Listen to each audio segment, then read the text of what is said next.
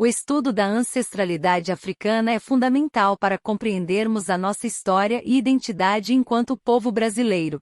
O livro Um Rio Chamado Atlântico, escrito pelo renomado autor Alberto da Costa e Silva, é uma obra que traz um profundo mergulho nesse tema. Através da análise da história do continente africano e das conexões entre África e Brasil ao longo dos séculos, o autor nos apresenta uma rica perspectiva sobre as nossas raízes e as contribuições da cultura africana para a formação da identidade brasileira. Além disso, Um Rio Chamado Atlântico é um audiobook que traz uma linguagem acessível e envolvente, o que o torna prazerosa e enriquecedora. Com ele, é possível ampliar nossos horizontes e reconhecer a importação. Início do segundo capítulo. Na margem de lá. Na margem de lá. Uma visita ao Museu de Lagos. Visito pela segunda vez o Museu de Lagos. Revejo peças que nosso preconceito chamaria de clássicas, limitadas por regras tão ferozes, que lhes dão a grandeza de não nascerem do arbítrio ou do sonho de um só homem. Não são autobiografias. Não foram feitas para exprimir passageira dor. Fica o museu ao fundo de um jardim tropical. É um prédio pequeno e moderno, sem nada que lembre a ondulação e a maciez características da arquitetura tradicional urbana, tão rica em invenção e ritmo. Rígido e frio, é todo o contrário dos pequenos templos muçulmanos de Loren, com paredes retalhadas por leves formas geométricas, das quais estão, contudo, ausentes a precisão e a rispidez. Nessas mesquitas, as venezianas abrem-se no próprio barro das paredes. São triângulos, retângulos e losangos, em que as linhas que seriam retas evitam a seta e o chuço e buscam o macio. Pórticos dentados, pequenas ou largas aberturas, janelas cujo vazio é interrompido por rústicos cilindros e falsas esferas de argila. Todos os ângulos possuem a vocação displicente das curvas, para que nada lembre um fio de lâmina e tudo ondule entre dengo e serenidade. A precisão da geometria rende-se a outro ritmo e há uma leveza quase luminosa nas paredes de barro rendilhado, que fazem o prédio respirar e lhe dão sombra e frescura. A primeira vez em que entrei no Museu de Lagos foi no dia seguinte ao da independência da Nigéria, em outubro de 1960. Agora, alguns meses depois, este esguio bronze, como uma folha de bananeira, sonhado por Benvenue que salta da fachada do edifício, parece-me uma tarde repetida. Ver estas imagens, aqui, embora no desamparo de figuras de museu, comove. É preciso chegar diante delas sem pensar em Derain, Vlaminck ou Picasso. Sem recordar o que lhes devemos, o que pusemos nelas. Sem incluir esses bronzes, terracotas e madeiras, pelo menos por enquanto, na tradição, ou revolução, de outra província cultural do mundo. Limpa os olhos de toda uma ideologia da civilização, da qual participam igualmente Santo Tomás, Gibbon, Darwin, Taylor, Morgan, Marx, Engels, Burckhardt e Nietzsche, e que bem se traduz na recusa impertinente e obstinada de Hegel de colocar a América na história. E escrevo com remorso essa história com maiúscula, invenção de um método que, em nome de um passado, negou outros passados. Esse drama de incompreensão e orgulho fez sempre, aliás, a fecunda vitória dos bárbaros. Não imaginaram eles, ao chegar à África, que sua descoberta do mundo e de um novo tipo de parasitismo internacional era o continuar de um destino de criadores de idades médias. Assim como, senhores dos destroços do Império Romano, não vaticinaram os renascimentos greco-latinos, julgam, agora, dos Urais ao rosto português, que o futuro se organiza pelo esquema de seus sonhos. No entanto, a África não era apenas geografia, quando viu europeus pela primeira vez. A história africana não começa com eles, mas, sim, a lenda que criaram, nem se move necessariamente num sentido europeu. Aprender com os invasores o uso das máquinas, e como erradicar a fome e as doenças, e reduzir o calor ou o frio, não implica aderir, sem análise e reinterpretação, a seus modos de vida e rejeitar um passado que, embora pela Europa, e no seu interesse, refutado, é diariamente redescoberto para a memória criadora. Ontem, o filósofo negava a qualidade de histórica à experiência americana, pela incapacidade de compreender a mais original de suas criações políticas, o federalismo. O tempo que desde então se escoou não impediu que o europeu continuasse a classificar os outros homens e a esquematizar as direções da história pela sua escala de desejos. As aproximações que sou tentado a fazer entre as imagens de pedra românicas e estes gêmeos e begis urbanos, de olhos fixos no mistério e todo o corpo retesado em quase móvel concentração, não implicam, portanto, julgamento. Escrevo este período para não ser cúmplice da mesma perversa traição que faz da palavra europeu necessário elogio. Ter nível europeu é uma frase, para mim, que não significa nada.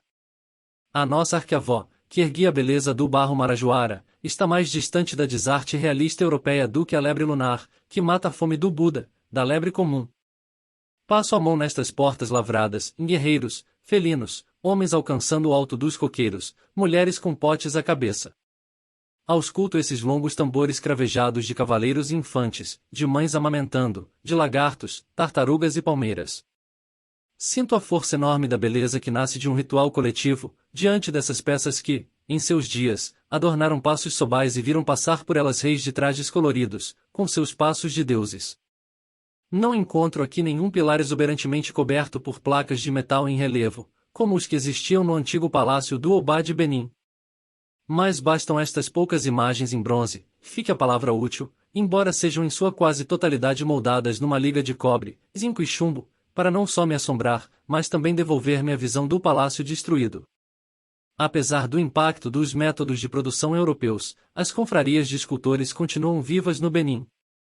As mudanças na estrutura social retiraram das corporações de artistas a função de protetores da glória dos reis e o mecenato do Obá, naturais numa civilização em que a arte era fator permanente de coesão social, e não objeto de horas de lazer. Presença na vida, em vez de distração da vida. Hoje, essas confrarias dedicam-se a fundir o bronze para atender à demanda dos turistas. Muitos de seus membros delas se afastam e vão buscar profissões afins nas indústrias nascentes. Mas as lojas ainda fazem belas placas de bronze. Conheço, por reproduções fotográficas, a encomendada pelo Bazinco II, para comemorar o sacrifício de um elefante. Noutra, ainda mais recente, vemos o mesmo rei, ao lado do chefe Avolovo, a ser cumprimentado pela rainha Elizabeth II. Volto-me para alguns exemplares maravilhosos de antigos relevos de bronze. Eis o Obá do Benim, de narinas afogueadas e olhar feroz, cercado de fâmulos. Ali, acrobatas exercitam-se em árvores. Aqui, soldados portugueses, de narizes compridos e a empunhar arcabuzes, mostram a cota malhada, as pistolas à cinta, os capacetes alongados. Roupas, colares, armas, folhas e troncos de árvores, peles de bicho, chão, espaço e céu, tudo é transcrito num bronze extremamente trabalhado, como se possuísse um sol interior. O metal acolheu a docilidade do barro, e assim nasceram esses vasos de formas de animais, ou recobertos por figuras ferozes, lagartos, felinos a devorar homens, abutres a bicar cabeças decepadas. Os grandes momentos dessa arte refinada e viva são, além das placas comemorativas, as estátuas de cavaleiros, os leopardos imóveis, as cabeças de obás e de rainhas-mães, estes galos cujo realismo das penas é partido por uma invenção prodigiosa de texturas e contrastes. Na arte do Benim, na qual o bronze parece trabalhado em biuro, há aquela assíria leonidade. Seus guerreiros sabem a sangue e a grandeza. E, ao lado dela, tornam-se ainda mais serenas as terracotas de fé ou suas imponentes cabeças de bronze escarificadas. A simulação da realidade, que é o problema que procura responder a escultura de fé, separa-a, de certo modo, das outras criações africanas, embora sobrem em seu possível herdeiro, o Benim, impiedades desse naturalismo. O que desconcerta é encontrar tanta semelhança entre os achados que começam em Frobenius. O estilo idêntico de todas essas cabeças realistas, a de Lajava, o usurpador, a de Obalufon II, as dos altos dignitários e moças suaves, encontradas em Vumonige e Vinrim, e gerou vãs teorias sobre a origem e o caminho de um escultor, ou de uma escola de escultores, e infindáveis hipóteses sobre o que era a verdade diária para um certo grupo de homens que obedecia à vontade do Oni. Mas, se buscamos raízes, aqui estão as cerâmicas de Noco. Entre 500 a.C. e 200 depois de Cristo, foram esculpidas essas cabeças de homens e mulheres de rostos triangulares, narinas muito abertas e expressão concentrada. Passo por máscaras dos ibos e bibios, que serviram de veículo para visitas de antepassados, por potes cerimoniais, vasos e cornucópias de Igbovu. É humano o olhar desta cabeça de carneiro, arrancada de um altar do culto dos ancestrais, em ovo. Detenho-me diante dos postes esculpidos e das estátuas de madeira iorubanas. Raríssimas vezes a arte aproximou-se tanto do espírito como nesta escultura religiosa densa e provocante. É a noite oscura este cerrado esplendor das forças do mundo, comprimidas todas nestes homens de complicados ornatos, montados em sonhos de cavalos, nestas mães com crianças pendendo de seios alongados, nestas mulheres com potes nas mãos e filhos às costas, nestes povoadores dos altares de orixás. Há uma fúria de vida nestas imagens de móvel inércia, que sintetizam uma cultura em que o sagrado e o profano não se distinguem e na qual todos os minutos e todos os atos parecem ter o caráter de prece. Nas imagens iorubanas existe permanente e intensa concentração mística. Nelas não se percebe qualquer toque de dor ou de alegria. Estão à espera de ser grávidas de um Deus. Muero porque não muero. Ainda se fazem imagens como estas entre os iorubais. Esculpir, para eles, não é tentar vencer a eternidade para um nome ou uma obra. Isso é um jogo inútil e pobre. Fazer imagens é superar a falácia da eternidade e construir uma parte da vida, um ser presente. Está aqui a escultura, pronta para ser pintada nos dias de festa, para receber um turbante de pano colorido e colares de contas. No Festival das Imagens, será colocada no meio das outras, e as crianças brincarão entre elas. São esculturas úteis, amigas e sagradas. Mas, se os cupins as consomem ou se alguém as parte, os nagos as substituem por outras, com naturalidade e sem lástima. Foram feitas, como os homens, para morrer. Nas estátuas iorubanas, o verdadeiro destino da arte se cumpriu. Libertaram-se inteiramente do Criador e são de todos. Por isso, ao ver os olhos ardentes desses paus humanizados, com que se responde ao mundo de forma ativa e participante, recordo o diagnóstico de Erich Fromm, em The Sunny Society, sobre o orgulhoso mundo europeu e sua supersticiosa erudição. Das conclusões desse ensaio faz parte a afirmativa de que uma aldeia onde ainda existam festas de verdade e expressões artísticas exercidas e fruídas por todos, em comum, lado a lado com o analfabetismo absoluto, é mais avançada, culturalmente, do que as nossas cidades de leitores de jornal e ouvintes de rádio. 1961. Os sobrados brasileiros de Lagos. Quem visita a capital nigeriana e passa pelas ruas Tokumbo, Bangozi e Igbozere ainda pode ver os sobrados. Muitos, alguns dos mais belos, como o de Joaquim Branco, sobrevivem apenas na memória das fotografias, pois foram demolidos e cederam lugar aos altos e modernos edifícios de Lagos. Os que restaram, porém, no Brazilian Quarter, são idênticos às chamadas casas coloniais brasileiras ou, na maioria dos casos, aos prédios neoclássicos do Império. Esse tipo de arquitetura foi introduzido na Nigéria pelos Hausás e Yorubais que, tendo vivido no Brasil, como escravos ou libertos, regressaram posteriormente à África, sobretudo durante o século XIX. Nos 200 anos anteriores, já alguns deles haviam retornado à costa ocidental africana, para se dedicarem principalmente ao tráfico negreiro. Em Lagos, os primeiros grandes grupos chegaram após as revoluções muçulmanas da Bahia, cujos participantes foram, alguns, deportados do Brasil para a África. Durante todo o 900, a eles se uniram numerosos ex-escravos, que regressaram por vontade própria. Na costa da África, a experiência brasileira os uniu. Formaram suas comunidades e se conservaram fiéis, em grande parte, ao sistema de vida aprendido no Brasil. Por isso, construíram suas casas ao modo brasileiro. E ergueram suas igrejas e mesquitas no mesmo estilo. Só o olhar avisado distinguirá a fachada da Mesquita Central de Lagos, construída segundo os planos do mestre de obras brasileiro João Batista da Costa, de uma igreja jesuítica. As mais antigas mesquitas de Lagos foram erguidas por muçulmanos brasileiros. Por gente que se chamava Souza, Cardoso, Campos, Matos, Silva ou Barbosa. Numa delas, modesta, mais parecendo uma loja comum e antiga da Rua Major Facundo, em Fortaleza, ou da Rua das Marrecas, no Rio de Janeiro, estão escritas em azul sobre o muro amarelo estas palavras, em Brasília Mosque. Muitos dos ex-escravos já voltaram do Brasil com algum dinheiro. Outros enriqueceram na Nigéria, com o próspero comércio existente entre as duas costas do Atlântico e que foi aniquilado pelo virtual isolamento que a colonização europeia impôs à África. E houve quem fizesse fortuna, graças às aptidões profissionais que havia adquirido no Brasil. Ou aos conhecimentos que dele trouxe, como o famoso proprietário da Waterhouse, a Casa da Água, que instalou uma bomba manual para tirar o líquido de um poço e, assim, abastecer, mediante retribuição, a vizinhança. Outros ex-escravos formaram a base do setor de serviços de Lagos, durante a dominação inglesa. Foram padeiros, alfaiates, mestres de obras, carpinteiros, pequenos funcionários públicos, modistas, cozinheiras e criadas, a serviço dos britânicos. Ricos, remediados e pobres, eram conhecidos como brasileiros, e brasileiros se chamam, até hoje, seus descendentes. Entre eles, só alguns velhos ainda falam português. Não foram poucos os ex-escravos e seus filhos que fizeram viagens entre a Bahia e a Nigéria, por motivos religiosos ou comerciais, ou, ainda, para rever parentes, amigos e a terra onde haviam nascido ou vivido.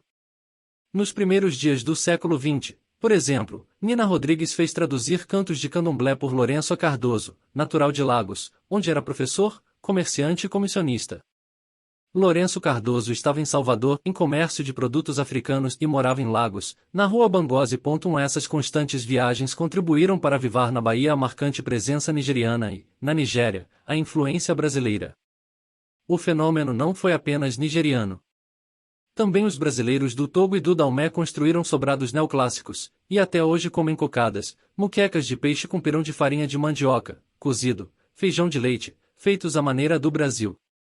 Em Porto Novo dança-se burrinhão, a burrinha ou bumba meu boi brasileiros, com versos em português, conservados pela tradição oral. E ali se celebra a festa do Senhor do Bonfim, no mesmo dia que em Salvador. O Libeyer II considera a escultura em cimento, que floresce entre os Yorubais e os Ibibios, a mais importante das novas formas de arte da Nigéria. E salienta que ela deriva das figuras de gesso que ornam as casas em estilo brasileiro. A arquitetura brasileira continuou viva, na primeira metade do século XX, na Nigéria. A burguesia em ascensão elegeu esse modelo de casa como símbolo de riqueza e poder. Sobrados em tijolo, ou adobe revestido com cimento, espalham-se por todo o sudoeste do país. Ao viajar-se, por exemplo, entre Lagos e Bada, vêem-se dezenas deles, com sacadas de ferro retorcido, venezianas, molduras das janelas salientes, portas de almofada. Faltam, nessas casas relativamente novas, os azulejos e as telhas, comuns, pelo que sabemos, nos prédios antigos de Lagos. Nos velhos sobrados que ainda estão de pé, reencontramos as fachadas louçadas, os vasos de gesso nas orlas dos telhados, as sacadas torneadas de cimento, os florões barrocos, todos os elementos que participam do sobrado português adaptado à vida brasileira. Atualmente, a cobertura das casas, mesmo a dos sobradões de Lagos, é quase sempre de folhas de zinco ou de asbesto. Os prédios antigos de Lagos ostentavam jarras, pinhas, águias e leões de gesso ou louça importados do Brasil, e que deviam constituir um dos itens do comércio entre aquela cidade e a Bahia, durante o século XIX. Numa visita que fiz, na Bangose Street, a uma velha casa brasileira, pude observar o forro do teto e o assoalho, idênticos aos dos sobrados do Nordeste. A própria disposição dos cômodos era-me familiar. A escada de madeira torneada, com sua leve curva, levando do rés do chão ao primeiro pavimento, poderia ser a de uma casa antiga do Rio de Janeiro. O assoalho, de longas tábuas, estava raspado e lavado, como se fazia em Fortaleza, na minha infância. O estilo brasileiro marcou profundamente a arquitetura nigeriana. Algumas mesquitas, e não só a dos brasileiros, mas também outras, como a de Oxogbo, foram construídas segundo as suas regras. Esta última incorpora reminiscências árabes e de igrejas europeias ao sobrado brasileiro. Notam-se, em alguns prédios novos, reinterpretações nigerianas da casa brasileira. A natureza dos materiais que passaram a utilizar tornou pesados e irregulares os encaixes das janelas. As fasquias de madeira das venezianas são mais grossas. No parapeito das sacadas empoleiram-se pequenas esculturas de cimento. Nas paredes dos prédios mais refinados, como os palácios de Akure, Ado Ekiti e Kerry, surgem incisões com desenhos abstratos tradicionais africanos e estilizações de animais, de cobras, sobretudo, bem como imagens em relevo de soldados, lagartos, macacos, cágados, palmeiras, rifles e sabres. É curioso notar-se, em casas quase sempre cobertas de zinco, a persistência das calhas para colher a água da chuva. Tomam-se também banhos de bica. Nas construções novas, vêem-se, no alto das fachadas, vigorosas esculturas de cimento em elefantes, cavaleiros, ríspidos macacos, dramáticos leões de juba se alongar até o meio do corpo e dentes pontiagudos. Eis a descendência das ninfas, águias e leões, tão comuns nos sobrados urbanos e nas casas grandes do Império Brasileiro. 1961 que os sobrados brasileiros de Lagos Uem visita a capital nigeriana e passa pelas ruas Tokumbo, Bangozi e Igbozere ainda pode ver os sobrados. Muitos, alguns dos mais belos, como o de Joaquim Branco, sobrevivem apenas na memória das fotografias, pois foram demolidos e cederam lugar aos altos e modernos edifícios de Lagos.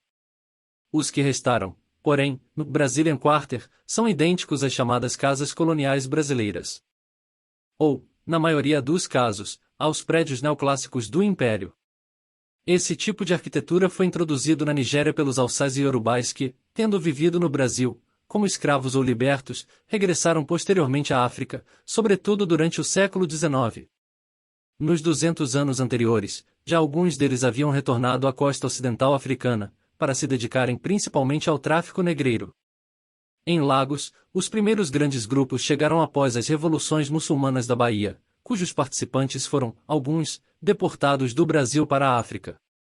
Durante todo o 900, a eles se uniram numerosos ex-escravos, que regressaram por vontade própria. Na costa da África, a experiência brasileira os uniu. Formaram suas comunidades e se conservaram fiéis, em grande parte, ao sistema de vida aprendido no Brasil. Por isso, construíram suas casas ao modo brasileiro. E ergueram suas igrejas e mesquitas no mesmo estilo.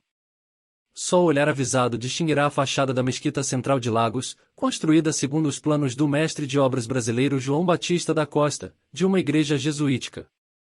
As mais antigas mesquitas de Lagos foram erguidas por muçulmanos brasileiros.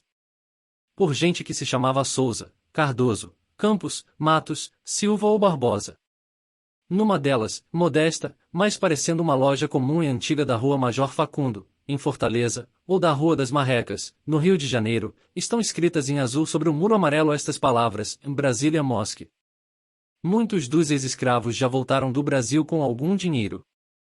Outros enriqueceram na Nigéria, com o próspero comércio existente entre as duas costas do Atlântico e que foi aniquilado pelo virtual isolamento que a colonização europeia impôs à África.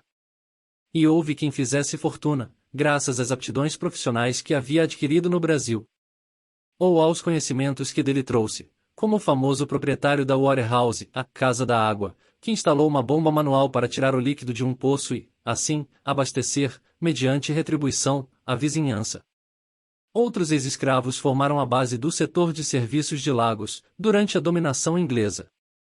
Foram padeiros, alfaiates, mestres de obras, carpinteiros, pequenos funcionários públicos, modistas, cozinheiras e criadas, a serviço dos britânicos.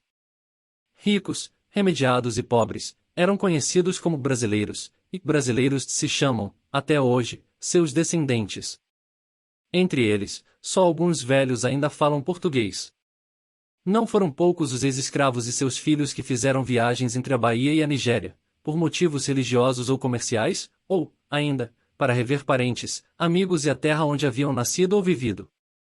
Nos primeiros dias do século XX, por exemplo, Nina Rodrigues fez traduzir cantos de candomblé por Lourenço Cardoso, natural de Lagos, onde era professor, comerciante e comissionista.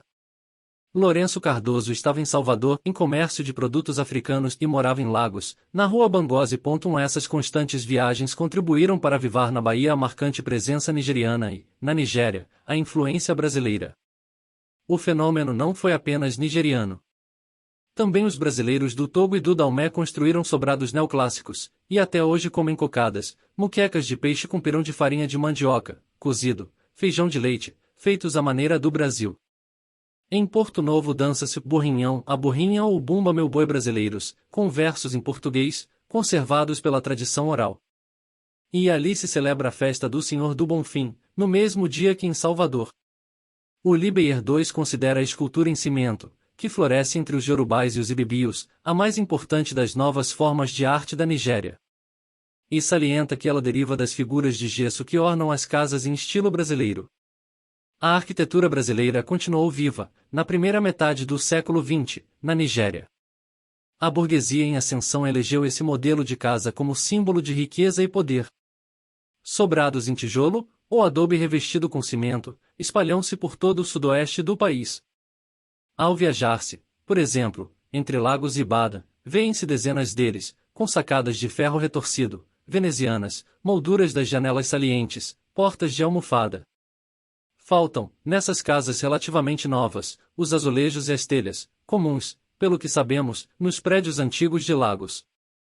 Nos velhos sobrados que ainda estão de pé, reencontramos as fachadas louçadas, os vasos de gesso nas orlas dos telhados, as sacadas torneadas de cimento, os florões barrocos, todos os elementos que participam do sobrado português adaptado à vida brasileira. Atualmente, a cobertura das casas, mesmo a dos sobradões de Lagos, é quase sempre de folhas de zinco ou de asbesto. Os prédios antigos de Lagos ostentavam jarras, pinhas, águias e leões de gesso ou louça importados do Brasil, e que deviam constituir um dos itens do comércio entre aquela cidade e a Bahia, durante o século XIX. Numa visita que fiz, na Bangos Street, a uma velha casa brasileira, pude observar o forro do teto e o assoalho, idênticos aos dos sobrados do Nordeste. A própria disposição dos cômodos era-me familiar. A escada de madeira torneada, com sua leve curva, levando do rés do chão ao primeiro pavimento, poderia ser a de uma casa antiga do Rio de Janeiro. O assoalho, de longas tábuas, estava raspado e lavado, como se fazia em Fortaleza, na minha infância. O estilo brasileiro marcou profundamente a arquitetura nigeriana. Algumas mesquitas, e não só a dos brasileiros, mas também outras, como a de Oxogbo, foram construídas segundo as suas regras. Esta última incorpora reminiscências árabes e de igrejas europeias ao sobrado brasileiro. Notam-se, em alguns prédios novos, reinterpretações nigerianas da casa brasileira. A natureza dos materiais que passaram a utilizar tornou pesados e irregulares os encaixes das janelas. As fasquias de madeira das venezianas são mais grossas. No parapeito das sacadas empoleiram-se pequenas esculturas de cimento. Nas paredes dos prédios mais refinados, como os palácios de Akure, Ado Ekiti e Kerry, surgem incisões com desenhos abstratos tradicionais africanos e estilizações de animais, de cobras, sobretudo, bem como imagens em relevo de soldados, lagartos, macacos, cágados, palmeiras, rifles e sabres. É curioso notar-se, em casas quase sempre cobertas de zinco, a persistência das calhas para colher a água da chuva. Tomam-se também banhos de bica. Nas construções novas, vêem-se, no alto das fachadas, vigorosas esculturas de cimento em elefantes, cavaleiros, ríspidos macacos, dramáticos leões de juba se alongar até o meio do corpo e dentes pontiagudos. Eis a descendência das ninfas, águias e leões, tão comuns nos sobrados urbanos e nas casas grandes do Império Brasileiro. 1961